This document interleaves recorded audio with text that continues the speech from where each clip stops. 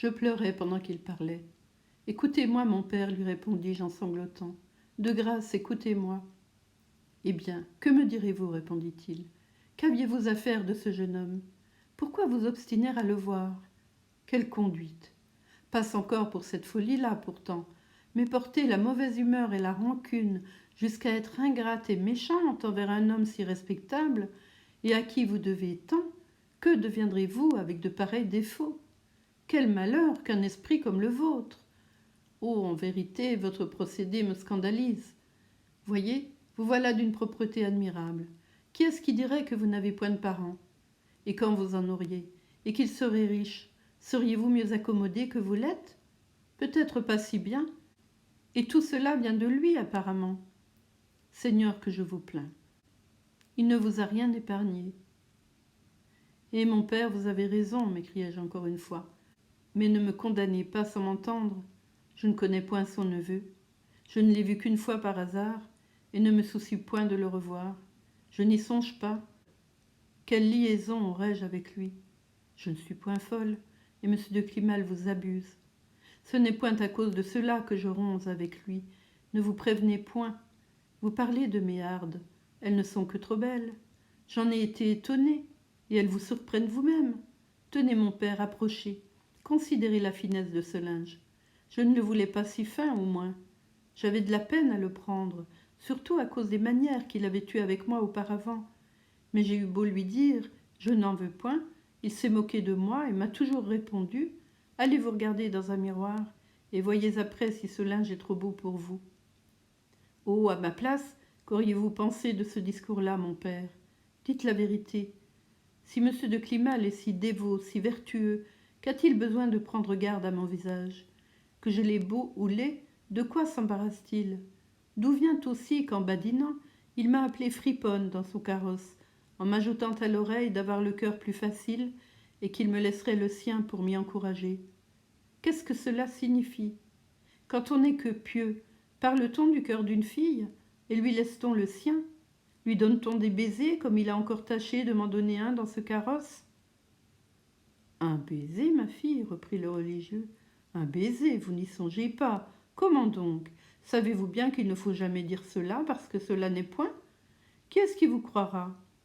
Allez, ma fille, vous vous trompez. Il n'en est rien. Il n'est pas possible. Un baiser, quelle vision! Ce pauvre homme. C'est qu'on est cahoté dans un carrosse et que quelque mouvement lui aura fait pencher sa tête sur la vôtre. Voilà tout ce que ce peut être, et ce que, dans votre chagrin contre lui, vous aurez pris pour un baiser. Quand on hait les gens, on voit tout de travers à leur égard. Et mon père, en vertu de quoi l'aurais-je haï alors? Répondis-je. Je n'avais point encore vu son neveu, qui est, dit-il, la cause que je suis fâchée contre lui. Je ne l'avais point vu. Et puis, si je m'étais trompée sur ce baiser que vous ne croyez point, M. de Climal, dans la suite, ne m'aurait pas confirmé dans ma pensée. Il n'aurait pas recommencé chez Madame Dutour, ni tant manié, tant loué mes cheveux dans ma chambre, où il était toujours à me tenir la main, qu'il approchait à chaque instant de sa bouche, en me faisant des compliments dont j'étais toute honteuse. Mais que me venez-vous conter, mademoiselle? Doucement donc, doucement, me dit-il d'un air plus surpris qu'incrédule. Des cheveux qu'il touchait, qu'il louait, M. de Climal, lui? Je n'y comprends rien. À quoi rêvait-il donc? Il est vrai qu'il aurait pu se passer de ces façons-là. Ce sont de ces distractions qui ne sont pas convenables, je l'avoue. On ne touche point aux cheveux d'une fille. Il ne savait pas ce qu'il faisait. Mais qu'importe, c'est un geste qui ne vaut rien. Et ma main qu'il portait à sa bouche, répondis-je. Mon père, est-ce encore une distraction? Oh, votre main, reprit-il, votre main, je ne sais pas ce que c'est. Il y a 1000 gens qui vous prennent par la main quand ils vous parlent, et c'est peut-être une habitude qu'il a aussi. Je suis sûre qu'à moi-même il m'est arrivé 1000 fois d'en faire autant. À la bonne heure, mon père, repris-je, mais quand vous prenez la main d'une fille, vous ne la baisez pas, je ne sais combien de fois. Vous ne lui dites pas qu'elle la belle.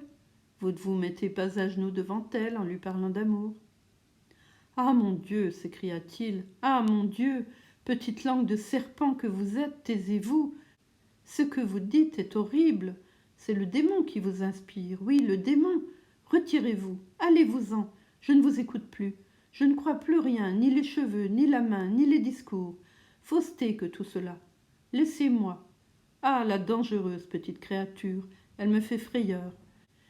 Voyez ce que c'est dire que M. de Climal, qui mène une vie toute pénitente, qui est un homme tout en Dieu, s'est mis à genoux devant elle pour lui tenir des propos d'amour. Ah, Seigneur, où en sommes-nous ? Ce qu'il disait, joignant les mains, en homme épouvanté de mon discours, et qui éloignait tant qu'il pouvait une pareille idée, dans la crainte d'être tenté d'examiner la chose.